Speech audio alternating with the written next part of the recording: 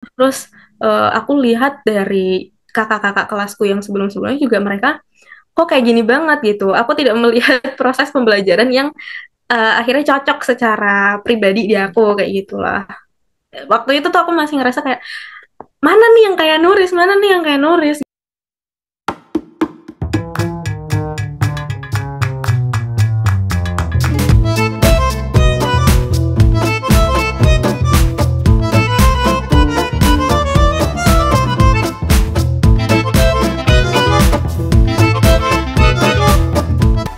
Bismillahirrahmanirrahim. Assalamualaikum warahmatullahi wabarakatuh. Waalaikumsalam warahmatullahi wabarakatuh. Bagaimana kabarnya Mbak Reva di Alhamdulillah sehat. Baik, Ustazuddin gimana kabarnya? ini barusan saja dari marketing nih hari Jumat. Mungkin kalau masih ingat untuk kegiatan marketing. Ya, Ingat-ingat jam 2 udah selesai. Oh iya, baru beres ujian aku. Udah bilang ini juga juga, kemarin. Enggak, ini juga. enggak baru baru selesai Oh, barusan ujian akhir selesai. semester kalau di sini bahasanya. Ya, ya. Rasanya selalu baik kan? Kenapa, Us? Hasilnya baik kan? Selalu baik nilainya. Amin. Ya, jadi ini semester keberapa, Semester Reva? 5. Lima. Lima, besok enam ya. Sudah tahun ketiga, Kak. Terus sudah punya Iya. gambaran mau skripsi gitu. Ini namanya apa sih? Skripsi juga ya, San? Namanya. Nah, di sini itu ini menarik sih. Di sini itu tuh jarang banget ada skripsius. Jadi mungkin ada, Hmm. cuman bisa hitungan jari lah universitas yang mengadakan hal itu gitu. Nah, di fakultas aku itu bahasanya tuh bitirme projesi atau project akhir. Nah, itu tuh bentuknya Hmm. bisa jadi kayak skripsi cuman simple banget. Jadi kayak laporan aja. Kalau Ya. skripsi kan Hmm. riuh ya, kayak harus Ya. ada dosen pembimbing lah, habis itu Ya. harus menemukan sesuatu yang baru kayak gitu-gitu bahasanya. Nah, di sini jauh lebih simpel sih. Jadi kenapa aku mencari kesempatan menulis kali ya? Itu tuh Hmm. dari tempat lain, bukan dari univ gitu. Dan itu difasilitasi juga justru dari lembaga-lembaga informal, bahasanya kayak gitu. Kalau di sini, makanya ada kayak simposium kayak gitu-gitu tuh. Ya udahlah Hmm. ikut aja karena di univ juga nggak ada gitu bahasanya buat belajar seperti ini tuh, Hmm. secara lebih detail dan praktikalnya ya, Hmm. gitu. Masuk kegiatan kemarin ya, seminar apa namanya, International Betul, simposium. Student Hmm. Symposium.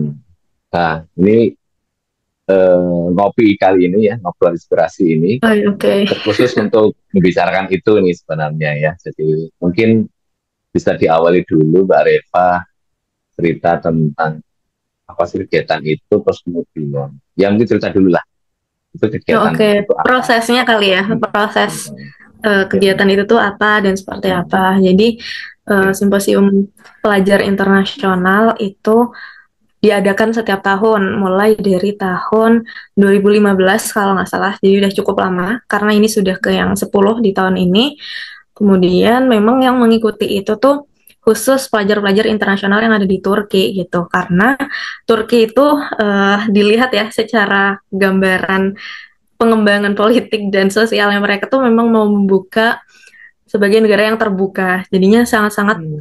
mereka welcome dengan international student yang masuk ke mereka dan difasilitasi gitu bahasanya tuh. Nah, di samping itu kan mereka juga mengangkat isu ini ya, negara yang membantu para pengungsi gitu kan. Jadi banyak sekali Hmm. orang-orang Suriah yang datang ke sini. Jadi kayak udah bahasanya apa ya? Kalau Singapura itu kan dia Melayu tapi isinya Cina semua gitu kan. Nah, kalau di Hmm. Turki itu hampir gak bisa bedain lah ini mana orang Suriah, mana orang Arab, mana orang Turki gitu. Karena saking Hmm. udah banyaknya di sini. Plus minusnya adalah banyak sekali. Cuman ya itulah kita menyorotinya dari Turki itu sangat welcome dengan international student dan orang-orang pengungsi kayak gitu. Terus uh, topik apa saja sih yang ada di simposium ini tuh mereka benar-benar terbuka dari berbagai fakultas kali ya bahasanya, major atau departemen gitu. Jadi sosialnya ada, kemudian yang dari sainteknya juga dibuka, kemudian dari yang sanat itu tuh seninya juga Hmm. dibuka. Jadi kemarin ada yang benar-benar dia lolos dan bawa ini alat musik tradisionalnya dari negaranya gitu lah. Oh. Dia ternyata meneliti tentang hal itu terus dipresentasikan ke Turki kayak gitu. Untuk prosesnya sendiri jujur sangat panjang dan menguras tenaga, pikiran, waktu gitu. Oh. Aku posisinya juga sedang kuliah aktif ya, yang mana kalau di sini tuh kreditnya, kalau di Indo kan cuma 120 ya Us, kalau nggak salah tuh dalam 4 tahun SKS-nya itu. Hmm. Nah di sini tuh Ya, ya. 240. Jadi Oh, dua kali dua lipat kali ya. lipatnya, betul, Hmm. dua kali lipatnya. Dan kalau di Indo mungkin bahasanya kuliah itu tuh jadi udah seminggu paling cuma 3-2 hari gitu kan, karena kredit atau SKS-nya juga cuma 120. Nah di sini jadi kayak ya udah sekolah biasa aja gitu, tidak tidak sedikit berbeda lah dengan ketika di SMA, SMP, SD kayak gitu, Hmm. tapi tetap ada ya lebih santainya tetap ada lah gitu. Gitu. Dari awal itu prosesnya adalah kita nulis abstrak dulu. Abstrak itu mungkin kalau di nulis kan ada, masih ada nggak sih kayak karya ilmiah gitu. Aku inget banget dulu kelas 6 kita disuruh nulis Ya. karya ilmiah, terus suruh penelitian itu waktu itu aku meneliti tentang makanan makanan di sekolah kalau nggak salah. Terus korespondennya itu anak-anak kelas 3. Kita kasih angket terus dikasih permen gitulah buat yang ngisi korespondennya itu. Nah, mirip-mirip seperti itulah mungkin kalau adik-adik yang kelas 6 mengalami. Nah, ini sebenarnya 11-12 tapi mungkin lebih sedikit kompleks gitu ya. Nah, jadi di abstrak itu kita menuliskan apa sih tujuannya, terus output apa sih yang pengen dibagikan ke orang-orang sebenarnya dari penelitian yang akan kamu lakukan. Nah, baru dari situ ketika akhirnya sudah di ACC gitu kan, baru nanti kita sebagai peserta bisa melanjutkan ke penulisan full papernya, yang mana jauh lebih kompleks. Kita benar-benar mencantumkan korespondennya seperti apa, bukti-bukti datanya itu tuh seperti apa, kemudian apa namanya rekomendasi dan mungkin hal-hal yang perlu dievaluasi kali ya dari penelitianmu itu apa untuk kedepannya seperti itu. Nah kemarin itu prosesnya dari bulan Agustus, pertengahan Agustus itu dari accepted abstract sampai pengumuman akhirnya itu di November. Jadi Hmm. jadi memang Belum ya. long term ya Hmm. bahasanya kalau research itu ternyata ya ini dunia baru sih sebenarnya buat aku yang benar-benar baru mencoba ke arah sini gitu. Karena kan waktu di SMA itu lebih ke ya udah organisasi lah, event lah yang mungkin bahasanya cukup short term ya. Ya walaupun organisasi setahun lah, cuman itu kan banyak huru-hara dan aktif gitu. Kalau ini tuh lebih kita di yang aku rasakan adalah pengembangan dari sisi-sisi kekonsistenan, kemudian sabarnya, kemudian bagaimana kita bisa melihat sesuatu itu tuh menjadi sedalam mungkin dan ketika orang udah bisa dalam banget dalam mempelajari sesuatu itu pasti ada sesuatu yang ditemukan di situ, sesuatu yang baru lah yang mungkin belum pernah dia dapatkan dan ada bisa sharing ke orang kan kalau udah expert lah bahasanya. Cuman ya belum juga ya us kalau aku posisinya tapi minta doanya. Kemudian ya udah di akhir ketika setelah November pengumuman itu kita ada simposium di situ kita dibagi menjadi beberapa sesi gitu. Yang mana nanti kita mempresentasikan isi dari paper kita. Kebetulan aku kemarin di bagian educational science itu cuma 3 orang yang bisa presentasi dan kita dikasih waktu sekitar 10 sampai 15 menit.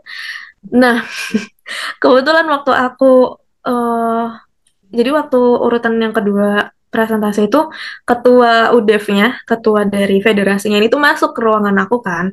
Otomatis Hmm. jadi rame banget kan, orang-orang ikutan masuk lah, terus kayak dokumentasinya jadi sangat masif lah di situ karena beliau Oh. memang sebagai tokoh gitu kan.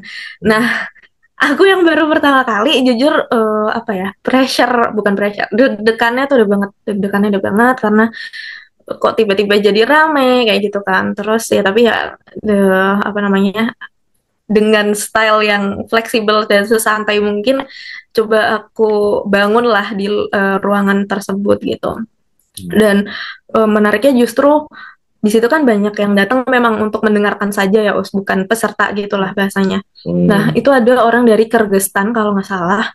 Mereka itu ada organisasi dari UNIF-nya di Istanbul, aku lupa namanya apa.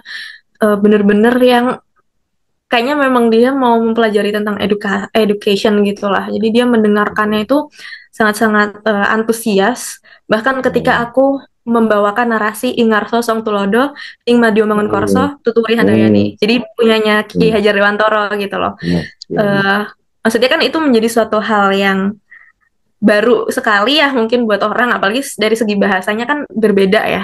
Cuman dia kayak yang, hah apa itu gitu kan. Wait, Hmm. wait, wait, I will, aku bakal menjelaskan ke kamu lebih detail. Aku bakal menjelaskan ke kalian Hmm. lebih detail apa maksud Ya. dari filosofi ini gitu. Jadi dijelaskan lah bahwa ini kan kalau Ingarso tuh ketika kamu di depan ya kamu harus menjadi contoh kayak gitu. Ketika di tengah jadi apa. Nah, jadinya di situ apa ya? Ya aku suka sih, maksudnya pengalaman yang sangat-sangat Masya Allah, Tabarakallah, dan yang Hmm. paling penting dari segala proses ini menurut aku adalah apa yang sebenarnya pengen kamu bawa gitu kan.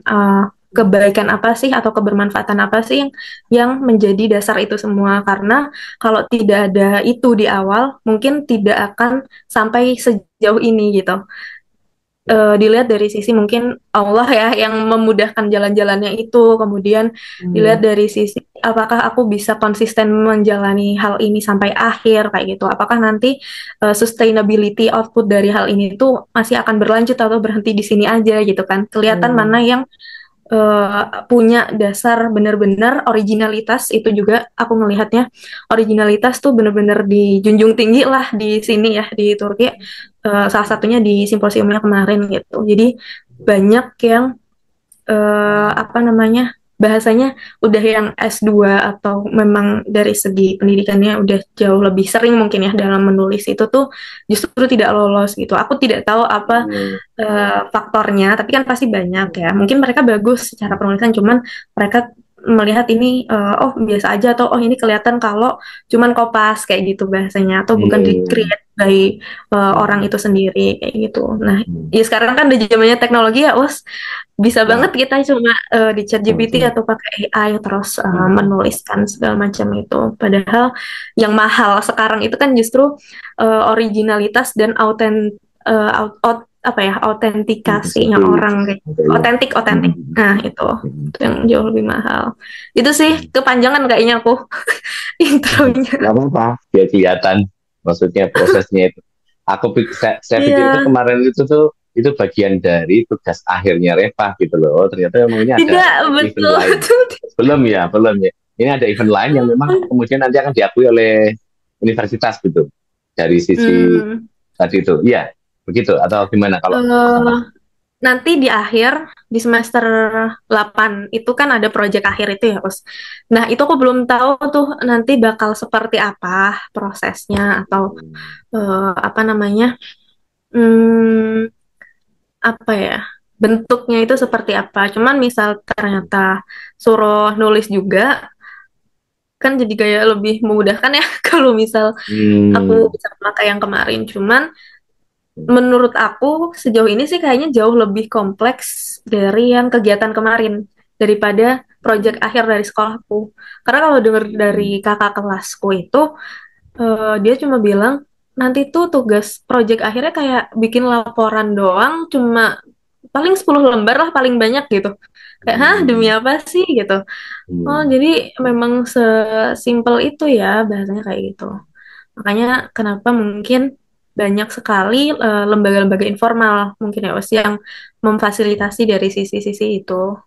Oh iya nanti akhirnya banget nih bukan belum akhir ya. Yang sudah dipresentasikan bakal dibikin dergi itu apa? Buku kali ya. Buku sama mereka Hmm.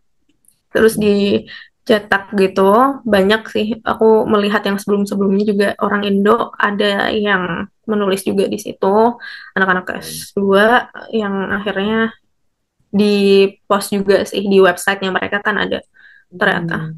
secara by data gitu. Semoga sih bisa apa ya, menginspirasi lebih banyak orang. Kemudian ini long term banget sih Us kalau ngomongin untuk apa namanya impact ke kesejahteraan gurunya ya. Cuman ya semoga ini bisa menjadi langkah awal yang baik gitu untuk langkah-langkah selanjutnya gitu. Nah, ini baik di proses. Jadi memang itu sebelumnya memang Reva punya memang keinginan sendiri ya mengikuti simposium itu. Nah, sekarang gini, Tuh. kenapa kok langsung waktu itu tuh memang sudah punya keinginan, maksudnya yang materi yang mau disimposium apa materi yang mau disampaikan di simposium itu sudah langsung, oh nih tentang pendidikan yang apa namanya itu free kebebasan berpikir ya, kemudian ngambil horizon Iya, atau sebelumnya sudah punya sebelum atau itu kan ada proses pencarian dulu baru kemudian ini aja lah yang memang aku sudah mengalami gitu atau memang dari awal memang Reva itu memikir sudah mencoba apa bahasanya membuat insight dari selama ini pengalaman Reva dengan mengalami proses pendidikan di Indonesia itu bagaimana? Oh, oke. Okay. Bisa dibilang prosesnya panjang sih, Us. Mungkin dari aku semester 1 kali ya. Hmm. Ternyata ya memang di umur-umur segitu overthinkingnya ada banget ya. Maksudnya manusia itu tuh eh, nggak tahu semua manusia atau aku doang, tapi kalau di aku tuh lebih ke ketika ada sesuatu yang menurut aku kok beda nih, kok baru nih, kok susah nih, itu tuh bikin Hmm. aku tuh selalu lebih berpikir dan direfleksikan ke dalam diri aku, ke dalam pengalaman di masa lalu apa ya yang Hmm. akhirnya bisa bikin aku tuh seperti ini gitu. Banyak lah us Hmm. itu akhirnya yang mengarahkan kepada sana. Triggernya sebetulnya awalnya benar-benar dari perbedaan proses pembelajaran gitu ketika di Nuris dan setelah lulus dari Nuris gitu.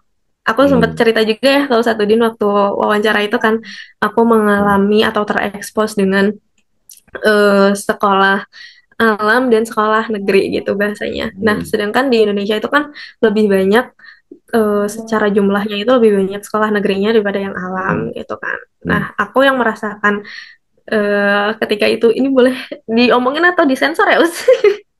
Oke, nggak apa-apa diomongin aja Rada nanti edit.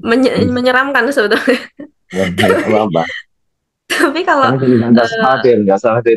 Reva nggak usah oh ini khawatir, karena oke, ini subjektif aja ya. Berarti aku disclaimer ya, ini subjektif gitu. ya, ya. Menurut pengalaman aku pribadi gitu kan, yang mungkin sudah terekspos dengan nulis yang sangat-sangat uh, apa namanya experiential learning, kemudian kita bisa tahu kenapa sebuah ilmu itu bisa muncul seperti ini. Kita tahu by prosesnya gitu kan. Jadinya ilmu yang ada di otak kita tuh bukan cuma based on hafalan gitu loh bahasanya. Nah, Hmm. sedangkan ketika di negeri itu aku benar-benar merasa kayak kebalikannya banget. Jadi antitesisnya kali ya bahasanya tuh Hmm. dari sisi gurunya yang benar-benar formalitas lah, Hmm. kita yang banyak sekali mendapatkan tugas tapi kita nggak tahu sebenarnya tugas itu tuh untuk apa dan uh, manfaat atau dampak untuk kitanya sebagai pelajar itu tuh apa atas tugas-tugas tersebut. Kemudian dari sisi curiosity-nya itu bener-bener jatuh Hmm. sejatuh-jatuhnya lah aku ketika itu tuh. Jadi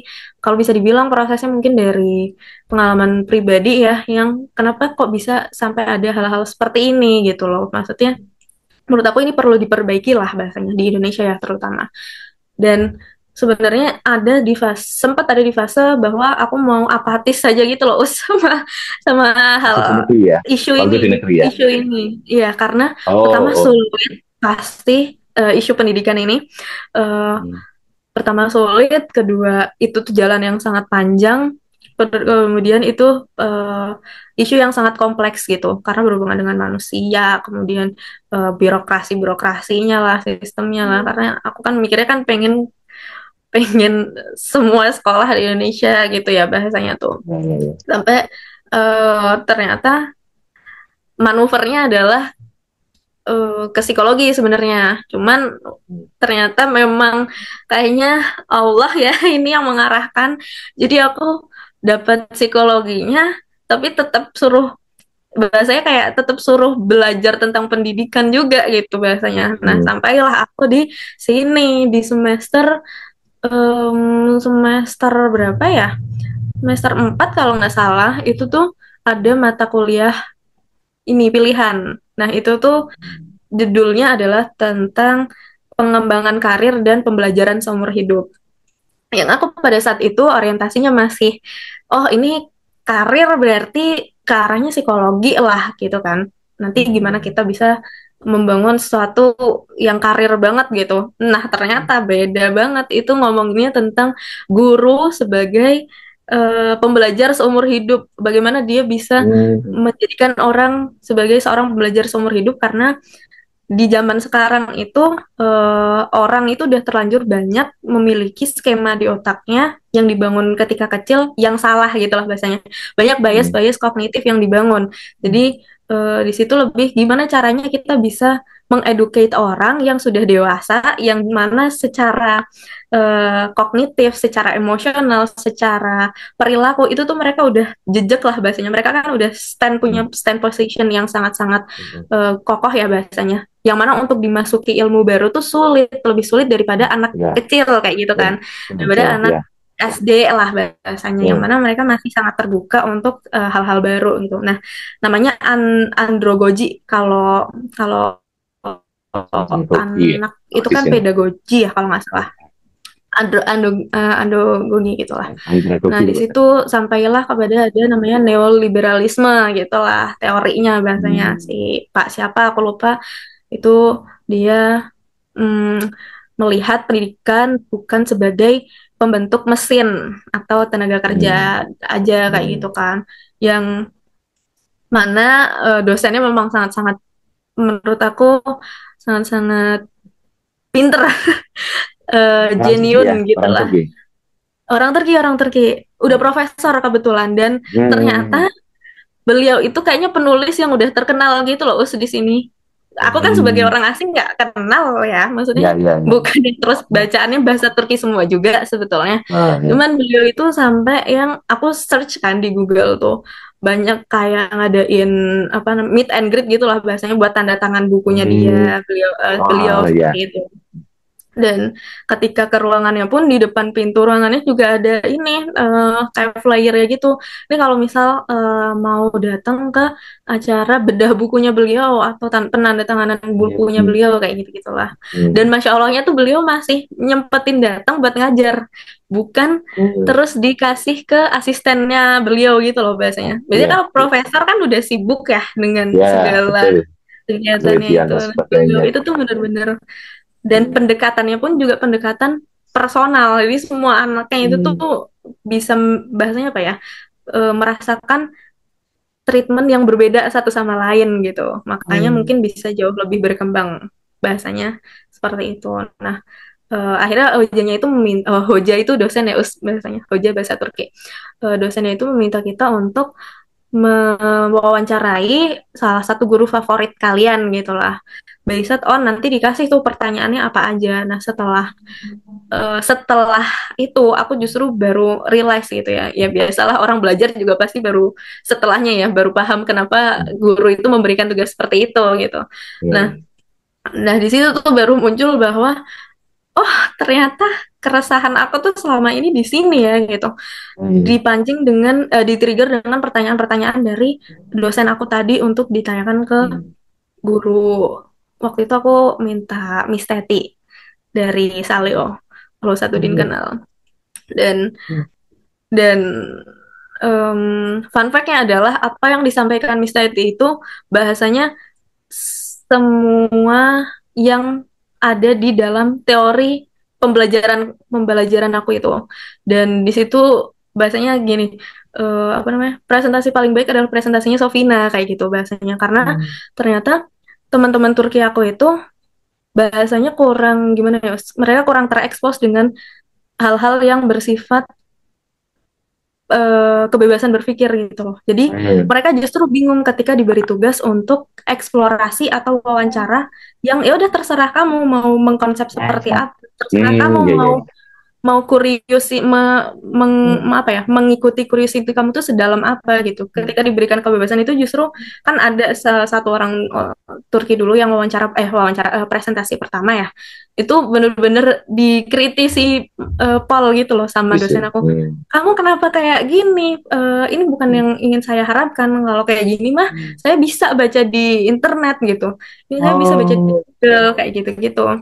Jadi em, beliau tidak melihat dari sisi-sisi si anak ini tuh benar-benar mempelajari atau belajarnya itu tadi gitu. Jadi disuruh ulang sama dosenku. Hmm. Kamu cari Ya. ulang gurunya, wawancara ulang, terus kayak beliau jadi di kita pertemuan pertama untuk wawancara itu benar-benar udah habis ini jangan ada yang presentasi dulu, saya jelasin ulang dari awal apa yang saya Hmm. mau gitu kan. Ya nanti sama sama yang pertama tadi ya. Iya Takutnya benar. modelnya Nah, ya cukup kena lah mentalnya itu. Jadi hmm. banyak sebenarnya teman-teman aku yang juga protes bahasanya Hoja dosen ya Hoja ini ini apa sih ini sulit banget kata mereka. Kita Hmm. kita nggak paham dengan hal-hal seperti ini. Kenapa nggak ujian aja kayak gitu. Nah, Hmm. dan beliau Nggak itu masuk nggak mau akal ya. ujian. Beliau itu nggak mau Ah ya. ujian. Beliau itu cuman Ah.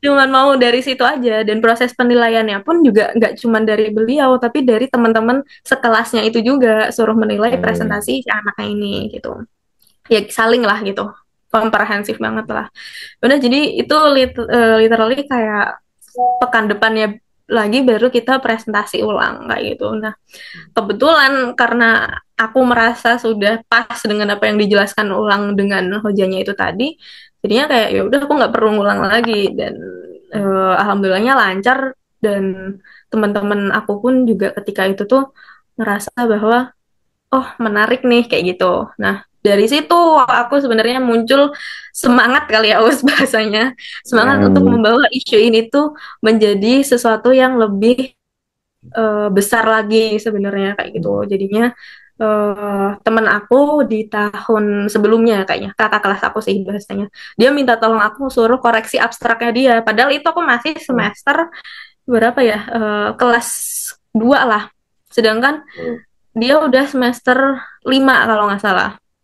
Terus Gara-gara itu aku yang gara-gara koreksi apa? abstraknya dia. Nah, aku tuh belum pernah nulis. Aku bilang aja kan, maksudnya Oh. aku belum pernah nulis lah. Terus aku bukan tipe yang sangat-sangat intelek atau Hmm. seorang peneliti gitu bahasanya. Cuman karena Iya. tadi minta tolong aku kayak gitu kan. Yaudahlah aku mencoba memberikan feedback sebisaku. Terus akhirnya jadi coba kali ya gitu. Kayaknya menarik deh apa yang dia lakukan sekarang di tahun depan. Hmm. Yaudah aku coba di tahun depan. Nah akhirnya aku coba tuh yang simposium internasional itu dari mulai Hmm. menulis abstraknya. Nah kenapa akhirnya nulis? Karena menurut aku itu menjadi sebuah apa nih bahasanya objek penelitian yang sangat-sangat menarik sih. Pertama, kemudian core value, kemudian proses-proses actionnya itu tuh kalau dibawa ke personal itu sama lah bahasanya kayak gitulah. Jadi kayak apa yang pengen aku bawa dan sampaikan keluar itu tuh bisa salah satunya lewat Nuries kayak gitu. Jadi kalau bisa dibilang cukup impulsif juga sih buat nulis Hmm. abstraknya itu karena waktu itu aku kebetulan lagi nggak di Turki kan, lagi ada di luar Turki. Terus Hmm. lagi rada-rada riwah, cuman kayak yaudahlah coba kapan lagi dapat kesempatan kayak gini kalau nggak di take action dulu. Yang penting coba dulu aja perkara lolos atau nggak lolosnya kan itu nanti Hmm. gitu kan. Daripada Hmm. nyesel karena belum pernah nyoba gitu. Jadinya yaudahlah aku coba dulu.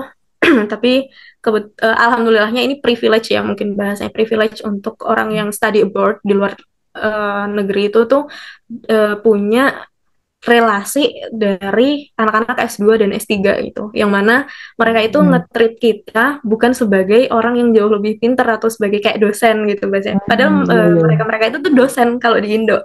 Tapi Hmm. sebagai teman.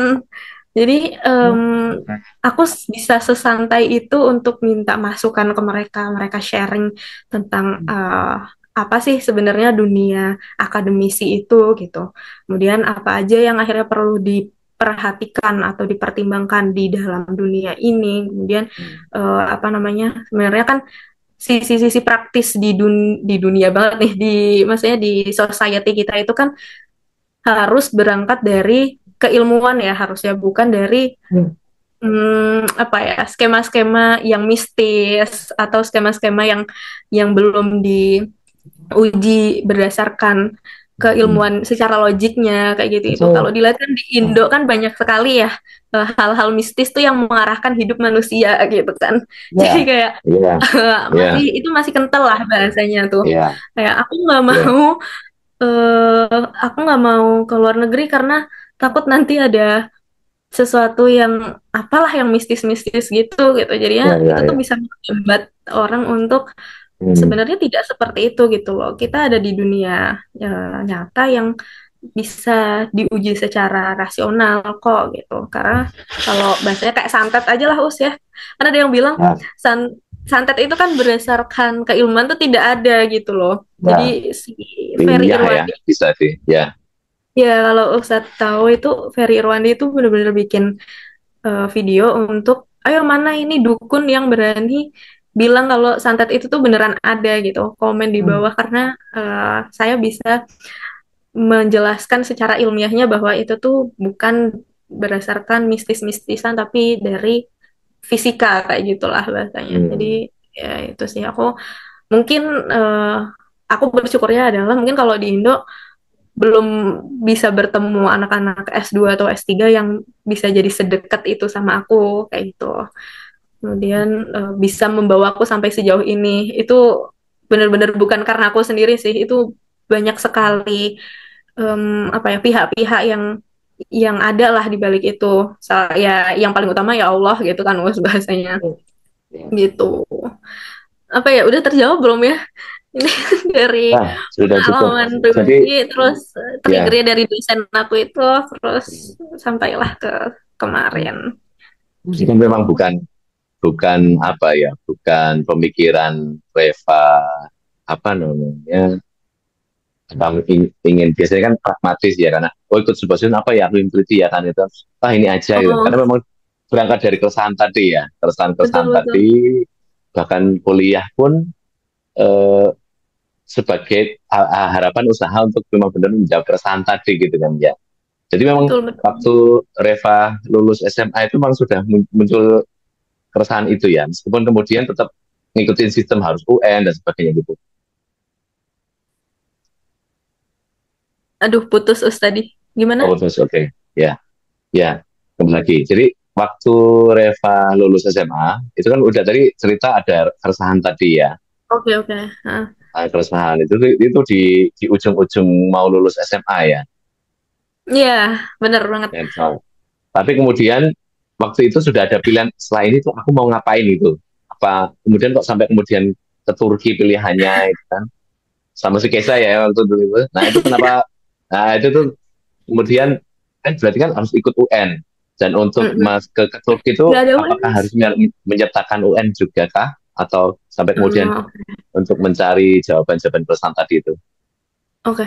Eh, jadi kalau bisa aku bilang kalau dia aku nekat ke Turki. Kalau si Keisha dia udah Hmm. plan karena sekolahnya Oh, itu Muhammadiyah itu tuh di sini oh iya cukup ada program ya. besar lah.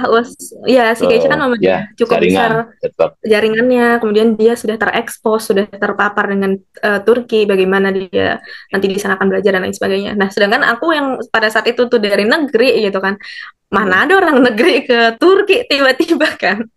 Ya, ya, Maksudnya ya, ya. orang negeri itu paling maunya ya ke UGM, ke kemana lagi ITB, UI yang kayak gitu-gitu. Nah, aku di situ Nggak ada yang gambaran. mana, hmm? Mereka nggak mikir mau ke UGM kayak gitu. Nah, Waktu itu di titik itu. aku sebenarnya waktu itu tuh udah ikut les SBMPTN gitu loh, Us. Ya, ya, Cuman ya. itu bener-bener aku bisa bilang itu krisis kali ya, krisis tapi ternyata memberikan hal-hal yang jauh lebih besar kepada pribadi aku gitu. Jadi di situ aku benar-benar lost interest buat belajar. Ustadz Udin tahu ya, aku dulu kalau waktu di Nuris itu ya masih ada lah semangat belajarnya tuh masih ada gitu. Nah di SMA aku bener-bener nggak ada sama sekali. Terus aku merasa kebingungan sebenarnya aku tuh ngapain di sini, aku tuh belajar apa ini, kenapa kok Hmm. aku harus belajar banyak sekali mata mata pelajaran pada saat itu yang aku rasa itu tuh tidak Hmm. membawa impact untuk apa yang pengen Ya, aku ya. capai di depan kayak gitu loh. Pertanyaan-pertanyaan seperti itu yang akhirnya kayak kok kayaknya aku nggak cocok ya sama sistem pendidikan di Indonesia kayak gitu. Aku nggak tahu itu kesimpulan yang sangat cepat diambil atau enggak. Cuman eh mungkin bahasanya dari pengalaman-pengalaman masa lalu yang apa ya, yang bikin aku ngerasa ya ampun, ya Allah, aku di SMA aja tugas aku udah seabrek ini dan aku tidak mendapatkan apa-apa dari hal itu gitu loh. Gimana nanti di kuliah? Pasti kan 11-12 karena mereka yang ngurus tuh Hmm. sama, yang bikin kurikulum Ya, sama bahasanya kan. betul. Terus aku lihat dari kakak-kakak kelasku yang sebelum-sebelumnya juga mereka kok kayak gini banget gitu. Aku tidak melihat proses pembelajaran yang akhirnya cocok secara pribadi di aku kayak gitulah. Waktu itu tuh aku masih ngerasa kayak mana nih yang kayak Nuris, mana nih yang kayak Nuris gitu loh. Padahal Hmm. kan sebenarnya mungkin ya sisi negatifnya adalah kita memang harus beradaptasi kali ya sama dunia yang ada di sekeliling kita gitu. Cuman di situ aku posisinya kayak denial aja gitu. Aku nggak bisa nih kalau sama yang seperti ini terus gitu. Aku mau mencari sesuatu yang lain gitu Hmm. bahasanya. Ya udah akhirnya dengarlah itu Turki, terus di situ katanya nggak ada tugas. Di Turki itu nggak ada Hmm. tugas, terus santai banget pembelajarannya. Kemudian memang udah Europe kan bahasanya, apa ya, Hmm. kurikulum Europe gitulah yang Hmm. base basisnya itu tuh apa, lebih ke eksplorasi pelajarnya kayak gitu-gitu. Nah, dan sebenarnya untuk sampai sejauh itu aku nekat sih Us kalau bisa dibilang, karena aku tidak ada benar-benar pandangan ke depannya yang sepanjang itu ya pada saat itu tuh. Nanti di Turki aku mau bikin perusahaan atau aku mau create sekolah kayak gitu. Belum, belum. Waktu waktu di Hmm. momen itu Hmm. belum ada kayak gitu. Hmm. Karena inilah yang penting aku pengen keluar dari bahasanya sistem pendidikan yang tidak cocok di aku ini dulu gitu bahasanya. Ya. Jadi Hmm. mungkin apa ya, penemuan-penemuan itu tuh muncul justru setelah aku mengambil langkah yang sangat nekat itu tadi sih.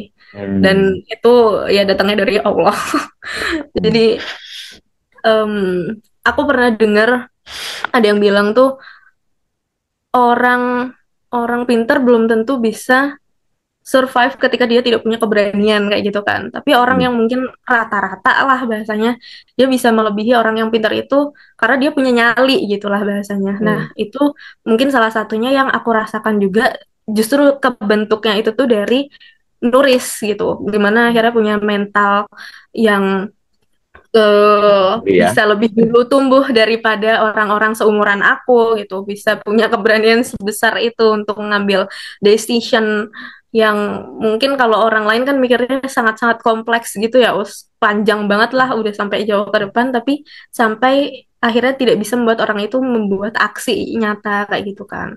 Orang pinter tuh banyak gitu, tapi yang akhirnya bisa take action tuh kan sedikit gitu. Makanya banyak juga orang-orang yang pinter tapi tidak bisa eh, apa aktualisasi diri dan punya impact di masyarakat kayak gitu loh. Jadi ya itu kalau bisa dibilang karena ke Turki nekat. Dan Hmm. ya itu keresahan aku terkait dengan sistem pendidikannya itu. Padahal kan sebenarnya Ya. sistem pendidikan apa aja tuh di momen itu aku belum tahu sekompleks itu ya, Us. Cuma Hmm. Ya. intuisi dan feeling aku yang Hmm. menuntun Ya. Ya. Ya. keluar dari Oh, sini luar biasa. gitu. Ya. Ya. Ya. Ya. Ya. Ini Dan ya, memang menarik sih. kemudian, hmm, dan kemudian memang menemukan ya begitu tahun pertama itu begitu ke Turki terus hari-hari hari-hari itu anu ya berarti Reva awal-awal ini sambil anu yang ngekritisi ini sesuai nggak ada jawaban nggak kayak gitu ya modelnya ya. Mengamati. Iya. Ya, gitu ya. Kebetulan emang aku anaknya pengamat ya, Us, kayaknya. Jadi Hmm. suka analisis dan mengamati Hmm. apa aja yang ada di sekeliling aku kayak gitu. Kemudian apa namanya? Sebenarnya waktu di tahun pertama itu kan aku kelas bahasa dulu ya. Jadi memang full Hmm. tuh kita belajarnya bahasa aja gitu. Berapa ya? Hampir 12 bulan lah, hampir setahun. Hmm. Kemudian di situ memang menariknya adalah kita belajar bahasa Turki tapi yang ngajar juga pakai bahasa Turki gitu. Gimana itu, kita aja Hmm. nol banget di awal tentang bahasa Turki tapi ngajarnya pakai bahasa Turki. Jadi tapi ternyata bisa gitu karena ternyata bahasa itu lebih tentang kebiasaan. Jadi Ya, sarapan. eh, Ya, guru aku aja ketika itu tuh mencontohkannya dengan apa ya, dengan gerakan badannya gitu. Kemudian oke, kita di di Nuris dulu kan. Masih ingat nggak, iya, Eva? oh iya ya, Nah, oh aku itu oh ada ya Mas? Nah, apa Labanun itu kan. Susunya diliatin. iya iya iya ya kayak gitu gitulah, mirip-mirip lah. Jadinya, oh tapi ternyata bisa juga gitu. Hmm. Ya bisa juga tapi ya sambil nangis-nangis sih Us karena susah banget bener-bener bahasa Akhirnya Turki itu tuh. ditambah bahasa isyarat ya, kalau nggak bisa. Iya bener banget. Secara struktur bahasanya kan juga beda banget sama Indo gitu Hmm. mereka tuh. Jadi Hmm. kalau kita kan subjek, predikat, objek. Mereka itu objek, predikat, baru subjek. Oh, Subjeknya di wah, akhir. kebalik ya. Oh, Dan di ya, sini tuh ya. juga ada present, past, sama future kalau di Inggris. Jadi ada masa lampau, masa sekarang, dan masa depan. Itu bahasanya beda lagi susunannya. Gitu. Hmm. Contohnya nih, kalau misal masa sekarang tuh pakainya yor. Misal uyuyorum, saya sedang tidur. Kemudian kalau masa lampau uyudum, du. Kalau di masa depan ajak, ada ajaknya uyuyajak kayak gitu. Jadi Hmm. udahlah dari segi bahasa apa namanya? Zaman waktunya itu tuh kebagi jadi tiga, secara struktur bahasanya juga sangat-sangat berbeda gitu kan. Jadi ya memang masya Allah, ya kalau ngomongin berarti berat, cuman yang penting dilakuin dulu aja lah gitu kan. Nggak tahu nanti ke depannya seperti apa, kan pasti jalan-jalannya dibukakan juga sama Allah gitu. Gitu sih Os. Saya Jadi cukup buat apa adik-adik ya? jangan takut ya, jangan takut mencoba hal baru. Ya, saya tertariknya gini, maksudnya waktu dulu Reva hubungi, terus kemudian tentang nulis itu langsung, wih, saya langsung tertarik karena selain ini terus terang memang saya terus terang sendiri kan awal-awal ya jadi guru ya, kemudian saya terus terang memang nggak cita-cita dari guru ya, dulu saya sudah Oke. sampaikan. Nah, begitu kemudian konsep sekolah alam ini unik, kemudian nulis ya gitu kan. Nah, gitu kan. Ya, meskipun sempat pernah terjadi dinamika lah, dinamika itu ya karena kita juga sama di bawah dinas gitu kan, terus ada pemandukan dan sebagainya. Tapi kemudian begitu kan, ya itu dulu seneng nulis blog itu kan, terus kemudian kita share. Nah, Hmm. begitu kita share kan orang komentar ya, komentar terus ternyata kayak gini dipandang sebagai sesuatu yang baru gitu kan. Nah, mulai saat itulah kemudian melihat saya juga sadar bahwa oh ternyata nulis itu memang sesuatu yang ada sesuatu yang lain gitu kan. Apa namanya, eh, apa sesuatu yang membawa sesuatu yang baru. Dia bisa survive. Teruslah kalau saya cerita ya, dia bisa survive dengan berbagai dinamika kurikulum yang ada. Maksudnya survive itu juga tidak terlepas dari ustadz-ustadzah yang memang berani gitu kan. Nah, kalau nggak berani nggak mungkin bisa seperti itu. Nah, makanya kemudian mulai saat itu kalau di siapun pihak yang kemudian bahkan beberapa itu kan kemudian ada yang di medsos pun kemudian bicara tentang oh dia nyinggung apa nyebut nulis gitu kan. Saya terus kemudian excited mencari tahu ya dia tuh mencari tahu di sisi mananya dari pandang si yang menyebut tadi itu unik gitu. Nah, makanya itu kemarin Reva membawa apa namanya konsep ini tentang nulis ya, maksud saya juga tertarik begitu kan. Iya. Dan di sini aku aku belum tahu ya kalau Turkinya sendiri secara negara gitu tuh. Aku kayaknya pernah cerita ke Ustadz terkait apa ya, kebijakan publiknya di dalam pendidikan itu tuh mereka benar-benar eh, dipusatkan. Jadi yang swasta, yang negeri, sama yang apa yang informal bahasanya itu di bawah Kementerian Pendidikannya Turki gitu. Jadi jadi satu. Hmm. Kalau di Indo tuh Hmm. aku nggak tahu ya, mereka jadi satu gitu atau swasta benar-benar punya otoritas sendiri gitu. Jadi Bisa tuh, oh sendiri ya bisa Us. tuh. Jadi satu, jadi Oh, satu. oh jadi Tetap satu. diatur, Tapi ya. secara oh oke. Oh, Tapi kembali lagi ke yang simposium tadi. Nah, kita mau tahu nih respon setelah presentasi tentang konsep value nulis itu gimana responnya? Ada yang mungkin kasih respon apa gitu? Oh, Yang dari orang sananya ya. Hmm, jujur ketika itu tuh karena waktunya mungkin terbatas ya, Wos. Jadi itu aja aku presentasinya udah lebih lama daripada orang-orang sebelum aku gitu. Jadi aku dikasih 15 menit, yang lain 10 menit aja gitu kan. Oh, Dan jadi aku udah kelebihan waktu lah bahasanya itu. Terus untuk akhirnya apa ya, responnya itu tadi justru dari peserta yang datang itu tadi sih, Us.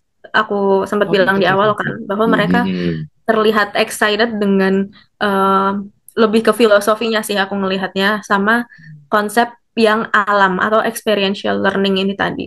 Hmm, Kemudian yang aku lihat adalah bahwa core value-nya mereka, si UDEF-nya ini, Federasi Internasional Student-nya ini, dengan NURIS, itu tuh mirip.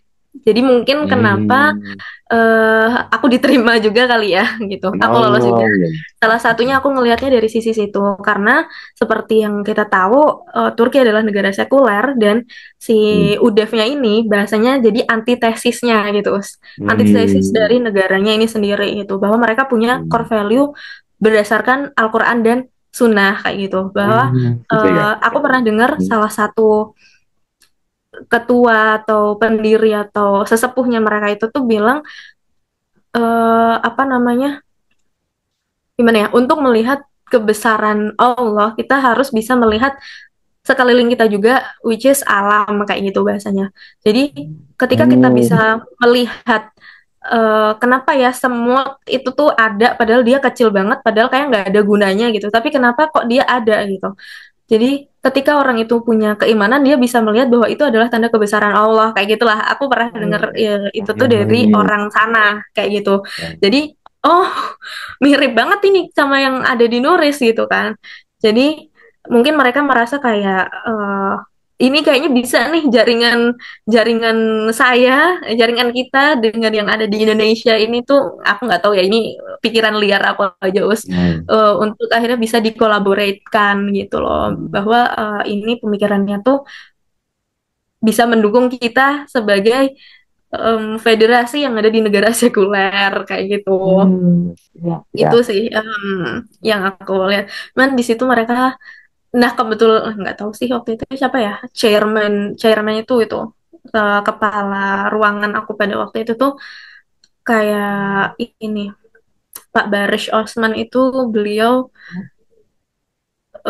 perwakilan yang di Istanbulnya gitulah, lebih ke dia karena aku udah di awal udah bilang ini pertama kali, dia bilangnya kayak what a good presentation kata dia gitu. Terus temen orang-orang yang orang presentasi bareng aku itu juga bilang kayak oh my god, you did it well kayak gitu, kamu melakukannya dengan sangat baik kata dia kayak gitu kan.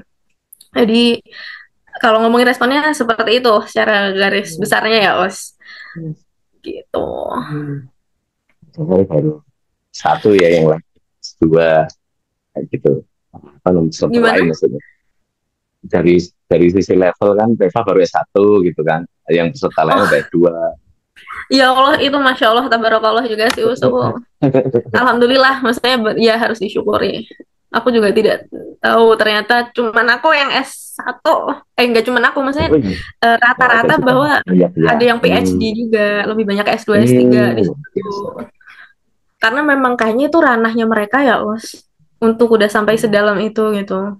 Untuk anak-anak S1 kan belum, aku nggak tahu ya, mungkin masih bahasanya kalau kata kating-kating aku tuh ya S1 tuh pengenalan aja sebenarnya. Kalian benar-benar bisa paham dan bisa create sesuatu dari keilmuan itu tuh ya nanti di S2 sama S3 gitu. Cuman ya ini keresahanku kalau nggak segera di apa ya, di Ya, ramu, kayaknya cuma jadi angan-angan gitu.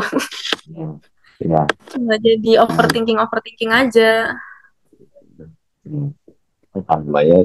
Kalau boleh saya katakan ya, welcome to the jungle, bilang gitu. Selamat datang di ranah Dan iya, dunia dunia pendidikan itu memang sebenarnya luar ya, biasa. Bos.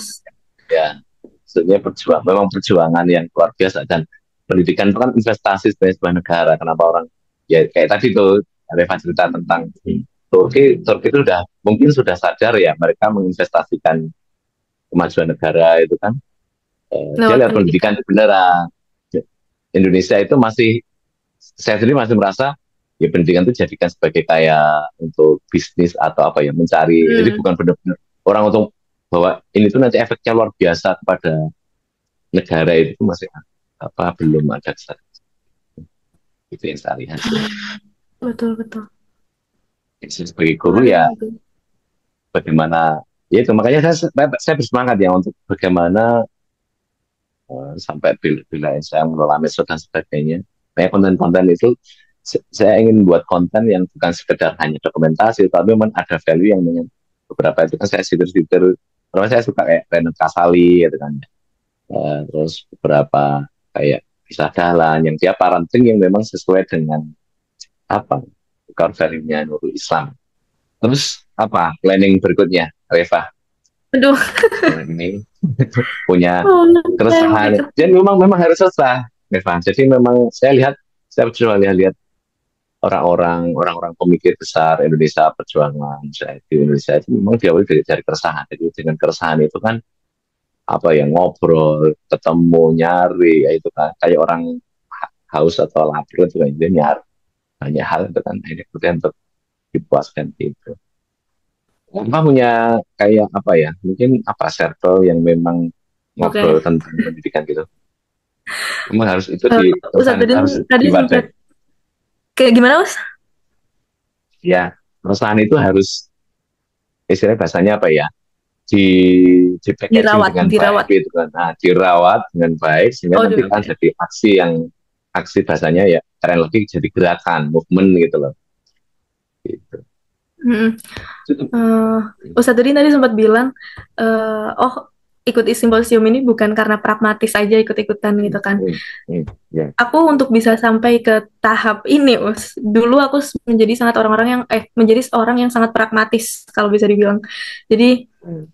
ya impact dari sekolah negeri lagi ya aku bisa bilang. Hmm. Jadi aku kayak Ya. kehilangan jati diri aku sebenarnya. Jadi aku kayak tiba-tiba kayak ya udahlah aku yang penting ngikutin society aja menjadi sepragmatis Hmm. itu sampai akhirnya aku ketemu sama orang-orang em, yang di sini itu tuh punya banyak sekali cita-cita besar lah untuk Indonesia gitu bahasanya. Yang mau menciptakan lulusan Turki itu tuh bisa dianggap setara sama lulusan Jepang, Jerman dan lain sebagainya gitu. Hmm. Nah, itu kayaknya titik balik dari diri aku yang pelan-pelan menemukan jati diriku lagi yang awalnya menjadi sangat pragmatis ke masih ada idealis-idealisnya dikit gitu lah. Tapi lama-lama ternyata kalau dirawat jadi bisa juga gitu. Nah, yang bisa dilihat dari sini kan bahwa manusia itu tuh dinamis dan mindset atau kepintaran seseorang itu tuh bisa tumbuh ya. Sedangkan kalau di Indonesia itu yang aku lihat masih mereka tuh stuck mindset kali ya biasanya bahwa IQ itu tuh nggak Hmm. bisa nggak bisa tambah atau lebih baik. Jadi misal IQ anak ini tuh di umur segini cuman 90 ya udah dia bakal 90 aja. Tapi ternyata kalau zaman sekarang tuh kan namanya growth mindset ya.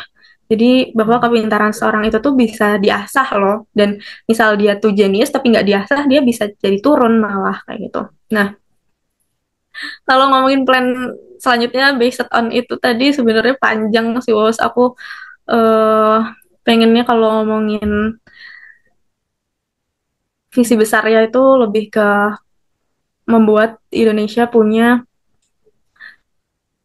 punya regulasi, punya kebijakan, punya sistem yang benar-benar memfasilitasi tiap-tiap insan manusia di Indonesia tuh tahu peran dan role-nya gitu loh di masyarakat based on potensi mereka sendiri gitu. Tanpa distandarisasi, kamu harus menjadi seorang yang punya IQ 130 untuk bisa menjadi seseorang kayak gitu. Tapi dengan keunikan-keunikan tiap-tiap manusia itu tadi yang akhirnya dikolaborasikan menjadi suatu hal yang besar gitu dalam memperbaiki Indonesia ke depannya kayak gitu kan. Dari sisi uh, apa ya, pembentukan manusianya sih Us kalau aku. Terus setelah ini minta doanya ya Us, aku kebetulan bakal exchange gitu di Spanyol, namanya Wow. Erasmus. Heeh.